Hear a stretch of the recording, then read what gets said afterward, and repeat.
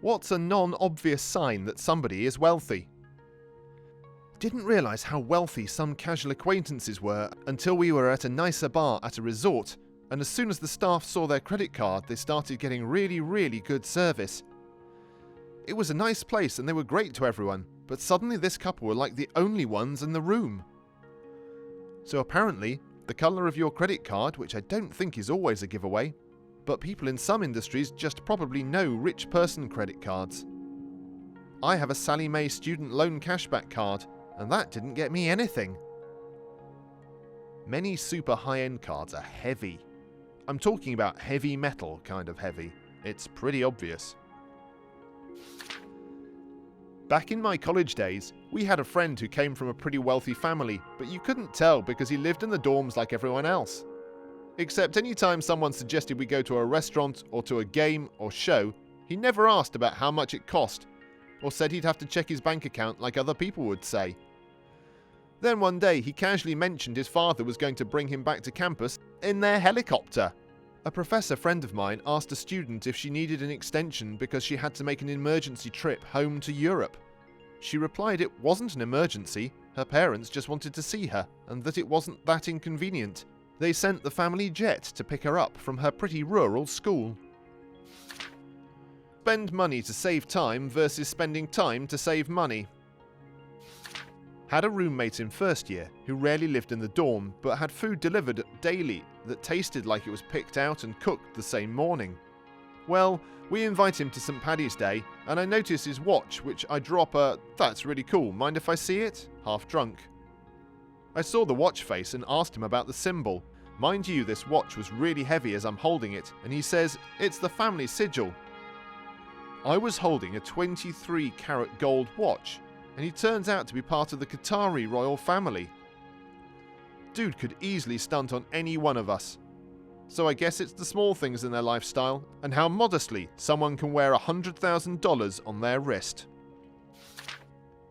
They rarely or never talk about money in everyday conversations. There's a saying that there's an inverse correlation between how wealthy someone is and how often they mention money. But it's not that easy or obvious to gauge how often someone actually talks about money without interacting with them a lot. From what I've learnt, if they dress like the Monopoly man or wear a monocle, they're rich. Everyone else is in jail. I know millionaires who drive the cheapest car on the market right now. It's kind of interesting with some of them. The more money they have, the less they care about what other people think. Quite a few people who grow up with wealth conceal it. If they don't want you to know, you won't. During college, I was dating a man for the better part of a year before finding out that his parents' residence was an entire floor of a fashionable Upper East Side Manhattan building. Their summer house was in Paris. One of his worries in life was about attracting parasites, so he had anticipated anything that could give away how much money was in his background. Occasionally, it was useful to tip that hand. His mother had worn her mink coat when she co-signed his apartment lease. He spent modestly on dates and wore ordinary clothes. He'd put a lot of thought into looking like a middle-class guy. I knew paying bills wasn't a problem for him, but he was kind of embarrassed when he revealed what his situation actually was. I had a friend like this during my medical internship, first year of residency. I had no idea she was incredibly rich until she had us all over to her house one evening for a residency function. Her house that she lived in by herself. That was an entire house in San Francisco in a very expensive area that she owned outright and had remodeled from the studs. That's when I realized she had a lot of money in her family. Wealthy people worry about time, the only resource and commodity that doesn't replenish. I'm not wealthy by any stretch, but I'm slowly starting to value my time more than my money. I think it's a healthier way to be. Time enjoyed is not wasted. This is absolutely the case. They're not as worried about how much it costs to have a landscaping company come and take care of their yard. They're more concerned with how much time it will take to do it themselves. I won't claim to be wealthy, I do alright, but I actually enjoy doing yard work. I have a stressful job that doesn't go away at 5 PM, and putting on my headphones and mowing the lawn is an escape I look forward to. Same goes for clearing snow off the driveway. Most of the time, I'll run the snowblower all the way down the block to clear sidewalks and mailboxes too. Time isn't valuable unless you enjoy it. Their kids have no pressure to get regular middle-class jobs. Some families I know have 3 to 4 kids and are very proud this one is an artist, that one is 40 and getting a PhD, the other acts and directs local theatre. It's a subtle status symbol to support your kid in whatever. I have a minor panic attack. How does that pay the bills? But it doesn't have to. I don't see a lot of designer purses or granite countertops, but a lot of art, and every piece there's an accompanying story about being in that country or knowing that artist stayed in their house, etc. Yeah, I have wealthy customers at my job, and their children come in sometimes. The attitude of not needing to work at all is a unique one to me, haha, and stands out a lot. I'm thinking about getting a job here, or thinking about volunteering for X, or travelling to Y. For me, I don't think about these things. They are major investments and life decisions for me. I have to know these things.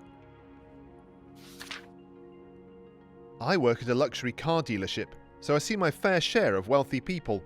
The one thing that stands out between them and regular people is how carefree and nice they are. I crashed a lady's car once pretty badly, and all she did was laugh and say, "The important thing is that you're not hurt." I was astonished, since I'm used to my mum being so frantic and frankly abusive to employees, even if the slightest thing is wrong. They don't necessarily get bent out of shape and treat the help poorly, but they also are very clear about what they want and will go elsewhere if you don't give it to them. I worked in a luxury dealership for a few years, and the thing I noticed more than anything was how willing they were to walk away over very silly things. I can't get the saddle interior with the carbon accents without special ordering. I wanted this car for my ski trip next weekend. Guess I'll get something else. I have a childhood best friend who's very wealthy, as in, he has a trust fund and will never need to work. It wasn't until I was an adult that I knew myself. That's how discreet he and his family are. He decided to join the army for the adventure and did 2 tours in Afghanistan as infantry. He was a leader, hard worker, and in a couple of instances even a little brave. His friends in his unit, excuse my not knowing military lingo, didn't have a clue what his background was. Anyways, over the time that they were there, they discussed their plans for when they got back to civilian life, and my friend would consistently tell them he had no plan whatsoever. His plan was to do nothing. They'd question it, and he'd insist, nothing. Finally, some of them are getting out shortly, and after half a decade of knowing him, they really pressed him on what he was really going to do when he got out. What would he do for money? What jobs would he apply for? He finally told them. He wasn't kidding about doing nothing. He's rich. He was just going to go back to being rich. Sometimes it's right in front of your face. If you live in Silicon Valley, you won't be able to spot the poor from the rich. You can have a millionaire walk next to you in Target pants and drive a Honda. Too true. I used to run a computer store near Silicon Valley, and we would have customers that were all sorts of scary-looking mountain men, smelly hippie-looking dudes, and other homeless-looking types come in and buy our top-of-the-line products with rolls of cash or high-end credit cards. I had to train my staff to treat everyone very gently when they came in, and to never judge a book by its cover, no matter how they looked or unfortunately smelled. It's certainly not 100%, but one sign could be expensive hobbies. A lot of wealthy people I knew growing up didn't think of themselves as wealthy at all. But not a lot of skilled wakeboarders or horseback riders or outdoorsmen or snowboarders skiers could have reached that point without having money. But then again, I have a cheap ski hill in my town and know a few lower class kids who are unreal because their parents would buy them a ski pass and gear, knowing that they could leave them at the hill for extended times rather than hiring a babysitter or doing an after school program or anything while they were at work. So it can go both ways. If they show up to college or university in a brand new luxury car, that, on the other hand, is a dead giveaway. Their time is more valuable than their money. So if you see they are more concerned about how long something will take rather than how expensive, that's a tip-off. Not rich, but I learned in life that you can always get money one way or another, but you will never get your time back. So spend both wisely. They never mention money or their status. True story. My friend went to college and befriended a girl. After 2 years they took a class together, made a presentation, saw the girl's full name. In our culture, your full name is your father's name, your name, father's name, family name, and was shocked to realise her father was the next in line ruler of the country. She used her name, father's name, throughout college, so people wouldn't know who she really was.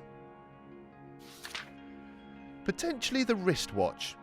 Of course, there's gold Rolexes and the like, but brands like Patek Philippe make pieces that cost as much as a house that you wouldn't look twice at. It's like a secret but public calling card. The average person notices a Rolex. The other person of similar wealth notices that you're wearing an obscure but much more expensive brand and decides you're worth talking to. Edit. To clarify, when I say worth talking to, I'm not trying to imply that they won't be polite or conversational with people who aren't wealthy, but they look for that calling card to determine if someone is similarly wealthy and therefore worth networking with. The guy that owns a company worth $1 billion wants to make connections with people who own companies that are of similar value and who are similarly successful. I used to sell new cars in a sparsely populated area. One time an old geezer comes in overalls and grubby looking. All the other salesmen scattered because nobody wanted him. I was the slowest to see him, so I got stuck with him.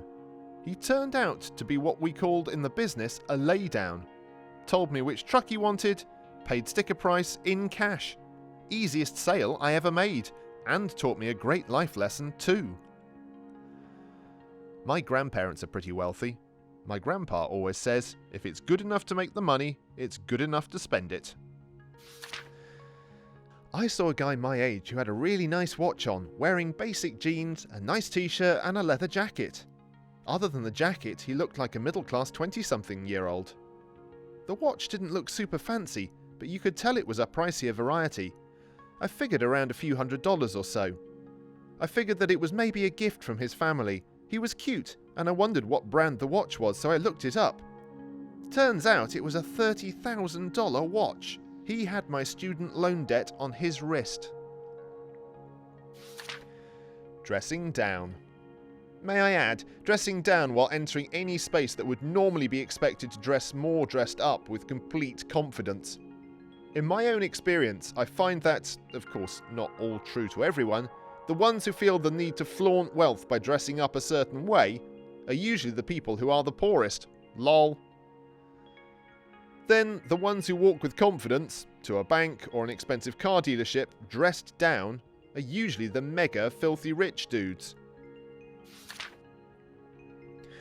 And for women, I say their hair tells a lot about how much money they have. Rich women with thin hair get extensions. Their hair is dyed by someone who picks out the most flattering tone and shade for them.